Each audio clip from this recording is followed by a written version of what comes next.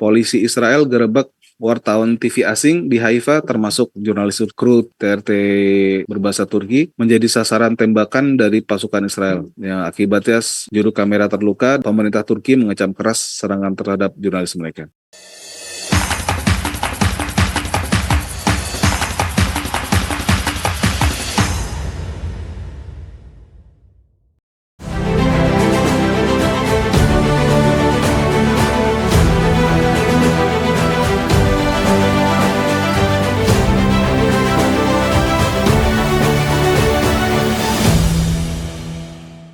Assalamualaikum warahmatullahi wabarakatuh. Jumpa lagi dengan gue Surya dalam Tim Tank Podcast by Gaza Media.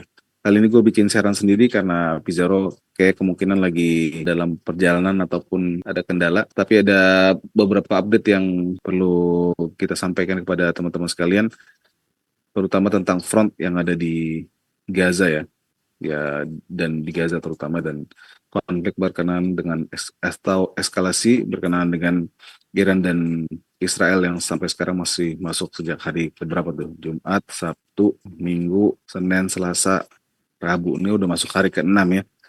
Dan sudah Iran mengabarkan sudah lebih dari 200 warganya yang tewas, dan Israel juga dikabarkan sudah lebih dari 20 orang warganya yang tewas akibat serangan ini. Tapi teman-teman, kita langsung aja ke buka homepage Gaza Media. Ada beberapa berita signifikan ya, terutama mengenai negosiasi gencatan senjata di Gaza yang rupanya diam-diam ya, di balik serangan yang berlangsung antara Iran dan Israel, proses negosiasi gencatan senjata di Gaza itu digabarkan masih tetap berjalan. Anda bacakan beritanya di homepage Gaza Media hari ini.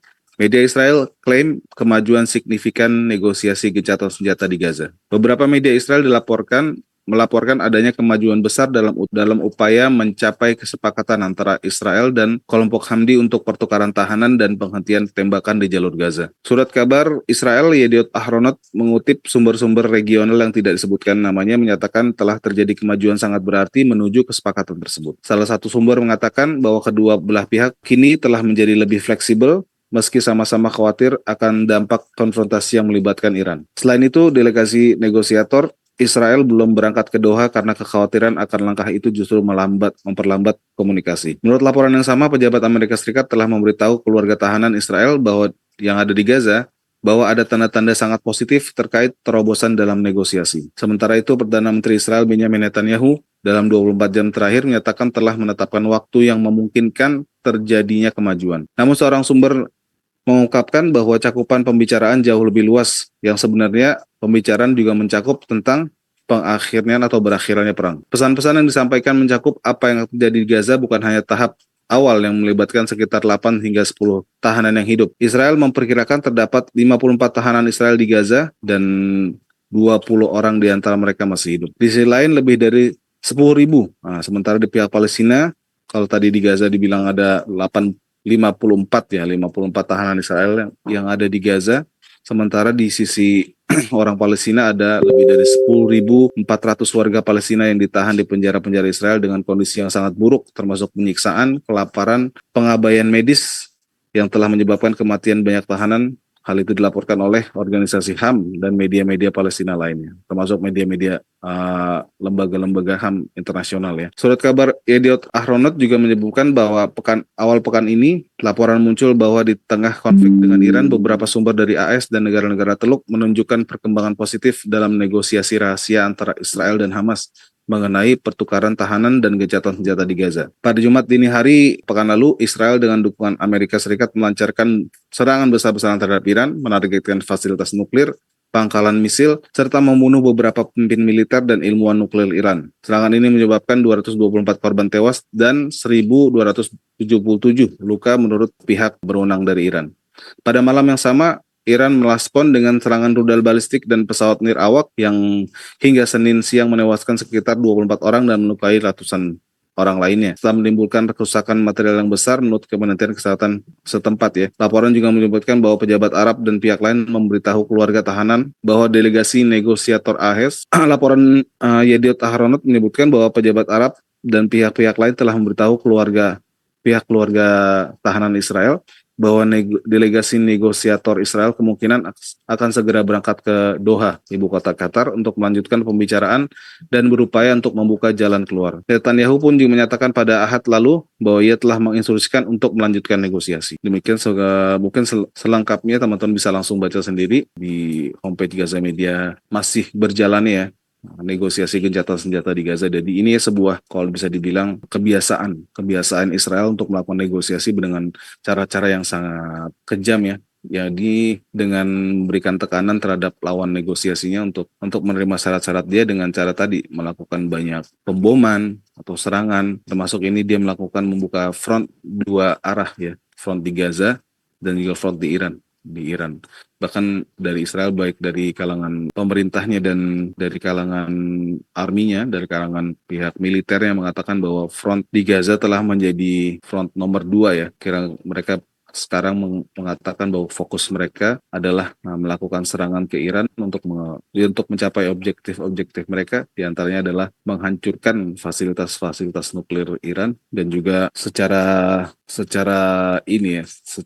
tidak tahu malu mereka mengumumkan penargetan terhadap pejabat-pejabat Iran, baik itu militer ataupun politiknya. Dan ini sebuah aksi yang sangat biadab, sebenarnya tidak ada, jauh dari adab pergaulan internasional, di mana seorang kepala negara mengumumkan bahwa dia sedang menarget pemimpin negara lain untuk dilakukan pembunuhan terhadap dirinya ya. Dan ini beberapa kali disampaikan oleh Israel.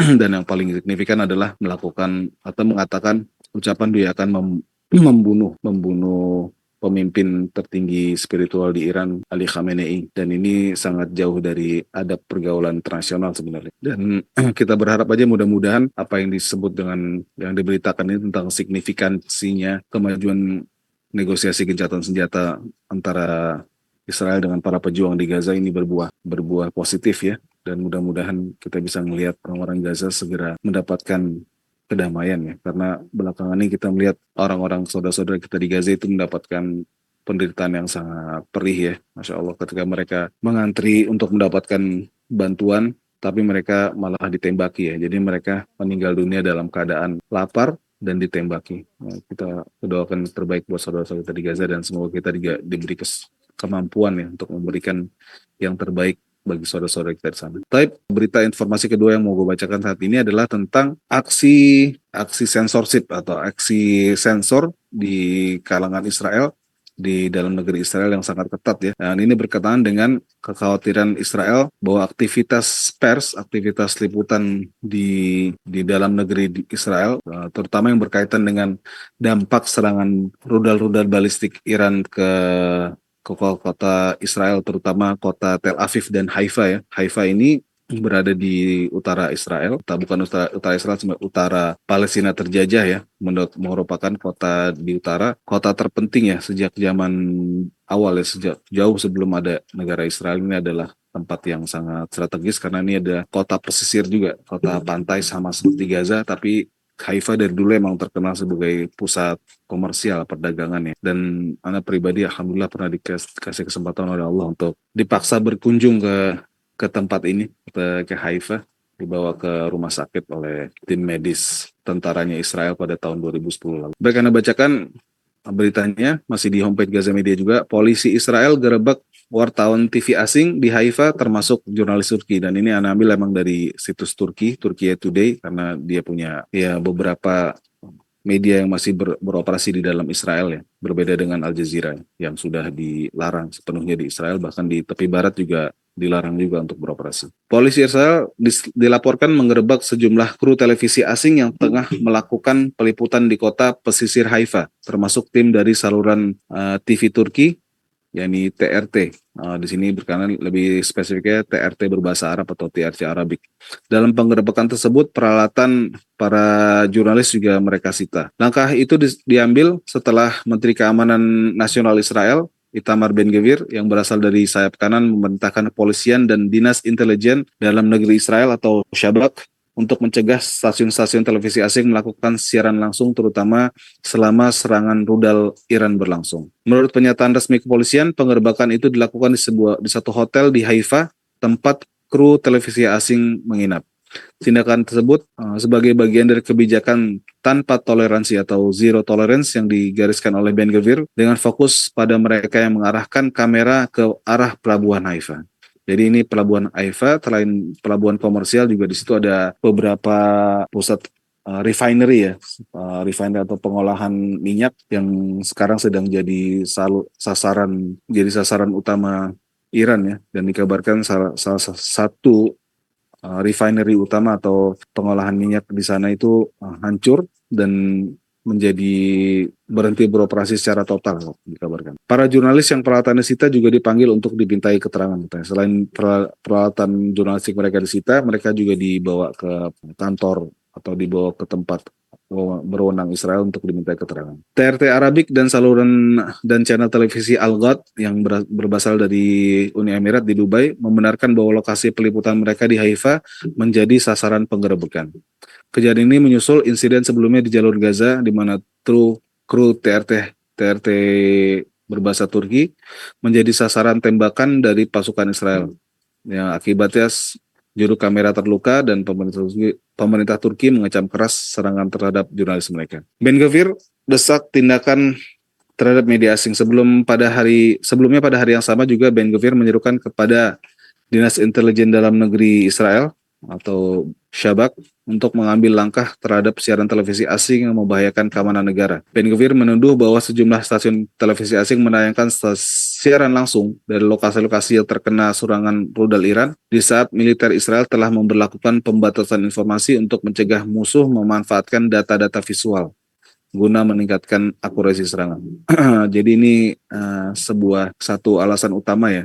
Ya sebenarnya masuk akal juga bahwa pasti ketika dalam perang ini kedua pihak yang saling menyerang akan berusaha memberikan narasi-narasi mereka ya, baik dari kalangan dari Israel sendiri, dari penjajah Israel ataupun Iran, pasti mereka punya pesan-pesan tersendiri ya berkenaan dengan serangan mereka, dan ini emang tough time for journalism, emang sebuah waktu yang sangat ini buat para jurnalis untuk memberikan laporannya, karena yang jelas pasti akses mereka terhadap tempat liputan itu sendiri sangat terbatas ya. Kita sebagai jurnalis sebenarnya ya nggak bisa menelan mentah-mentah apa yang dikatakan oleh masing-masing pihak.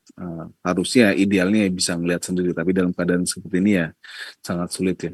Dan ini berlaku bukan cuma sekedar di Israel, tapi juga di Gaza sendiri. Para wartawan asing dari media-media internasional, media barat juga sampai saat ini masih, bagi mereka yang punya naluri yang atau hati yang baik, kesadaran yang baik, mereka akan berusaha terus mendesak Israel untuk membuka akses bagi mereka untuk liputan ke Gaza ya, tapi selama ini ditolak. Karena pasti Israel tahu bahwa kalau media-media barat ini bisa melakukan liputan secara independen ke Gaza, pasti citra Israel itu tambah buruk ya di mata dunia. Dan ini aja yang tanpa media asing di Gaza aja citra mereka sudah sangat buruk. Bahkan negara-negara Eropa termasuk bukan cuma sekedar dari warganya, tapi juga pemerintahnya juga sudah melakukan kritik-kritik yang keras terhadap Israel. Dan ini yang ditakutkan bahwa sangat beralasan ya bahwa Iran pasti dengan kalau ada siaran TV langsung dari Israel yang melihatkan dampak-dampak rudal mereka, itu akan membooster dari semangat warganya terhadap serangan dilakukan oleh militer Iran, dan juga gitu memberikan reputasi yang baik juga terhadap Iran di mata dunia kalau rudal-rudal mereka tuh masuk dan bisa menghancurkan lokasi-lokasi penting di Israel. Tapi selain tadi memberikan boost semangat, Israel juga berpendapat bahwa siaran langsung seperti itu bisa dimanfaatkan oleh Iran untuk meningkatkan visual dan meningkatkan akurasi serangan mereka. Jadi seru juga. Dengan kata Ben Gvir, dengan menyiarkan gambar-gambar ini secara langsung, mereka sebenarnya sedang melakukan tindakan kriminal, kata dia. Dia menegaskan bahwa dirinya telah memberi wewenang kepada polisi untuk mengambil tindakan tegas terhadap media asing yang melanggar. Pada 16 Juni 2025, sistem pertahanan udara Israel dikerahkan untuk menangkis rentetan serangan rudal Iran yang ditujukan ke wilayah Haifa. Salah satu rudal menghantam kilang minyak di kota tersebut pada pagi hari sebelumnya, tepat pada saat televisi Al Jazeera yang berbasis Qatar sedang menayangkan siaran langsung dari lokasi kejadian. Nah, ini perlu dijelaskan bahwa sekarang Al Jazeera sebenarnya sudah tidak bisa beroperasi di dalam Israel, baik itu di Haifa, di Tel Aviv, atau di Al-Quds. bahkan termasuk di tepi barat yang sebenarnya tepi barat itu harusnya tempat otoritas Palestina yang dipimpin oleh Mahmud Abbas, tapi Al Jazeera tidak boleh melakukan siaran di sana ya. Dan kemungkinan gambar-gambar secara langsung Al Jazeera ini diperoleh dari pihak ketiga, entah bagaimana caranya mereka mendapatkannya. Pasti mereka akan berusaha sekuat mungkin untuk dapat gambaran langsungnya. Tayangan tersebut mendapat kritik dari media Israel bahwa siaran langsung yang menghantam kilang minyak Israel di kota Haifa itu mendapat kritik tajam dari media Israel yang menilai bahwa siaran langsung itu berpotensi dimanfaatkan oleh Iran untuk menyempurnakan sasaran serangan mereka. Kilang minyak di Haifa yang terletak di Israel bagian utara akhirnya menghentikan operasi setelah mengalami kerusakan akibat balasan serangan dari Iran. Tapi paling itu aja dari gue ya. Aneh nggak bisa banyak ngasih komentar karena kayak kalau untuk komentar-komentar gini enaknya dengerin Bang Pizarro ya. Tapi paling nggak mudah-mudahan maklumat pagi ini bisa memberikan sedikit informasi bagi kita yang kayaknya selama perang di Gaza ini sejak 7 Oktober sampai saat ini haus akan berita-berita langsung dari sana ya. Dan mudah-mudahan upaya Ane dan Pizarro dan tim Tank Podcast dan Gaza Media bisa mengisi ruang tersebut untuk berikan teman-teman info-info yang penting, menarik dan juga menghindari sumber-sumber yang tidak jelas sumbernya ya. Paling demikian Ane undur diri dulu untuk pagi ini bersama Zidan di studio. Insya Allah kita bertemu dalam video-video berikutnya dari tim Podcast by Gaza Media. Assalamualaikum warahmatullahi wabarakatuh.